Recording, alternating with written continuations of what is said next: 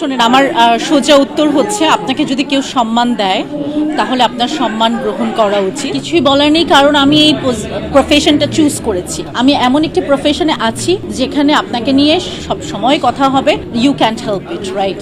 So এটাকে আমি যদি কমপ্লেইন হিসেবে নেই সেটা খুব হাস্যকর হবে। মানুষ আমাকে ভালোবাসে, এটাই সবচেয়ে বড় কথা। মানুষ যদি আমাকে ভালো না বাসতো আপনারা এতক্ষণ দাঁড়িয়ে থেকে আমার ইন্টারভিউ নিতেন না।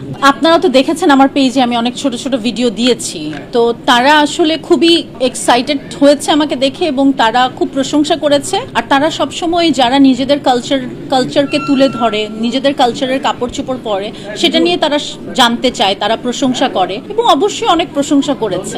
তারা তো প্রথমত যেটা আমি বললাম যে তারা তো আমার ড্রেস নিয়ে জিজ্ঞেস করেছে যে শাড়ি আছে, এটা কি ড্রেস, এরকম এই ধরনের। তারপর তো আমার ক্যারেক্টার নিয়ে জিজ্ঞেস করেছে এবং আমি যে ক্যারেক্টারটি করেছি প্রিন্সেস ক্যারেক্টার, সেটা নিয়ে জিজ্ঞেস করেছে। এবং ওই সিনেমাতে আমি অনেক মোটা, ঠিক আছে, আরো 11 কেজি বেশি, তো সেটা নিয়ে জিজ্ঞেস করেছে।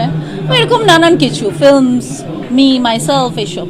শোনেন, আমার সোজা উত্তর হচ্ছে আপনাকে যদি কেউ সম্মান দেয় তাহলে আপনার সম্মান গ্রহণ করা উচিত। আমাকে যে সম্মানিত করবে আমি অবশ্যই তাদের প্রতি কৃতজ্ঞ থাকবো এবং সম্মানিত বোধ করব। এবং আপনারা সকলেই এই যে এসেছেন, অবশ্যই কোনো কারণ আছে, তার জন্যই আপনারা এসেছেন।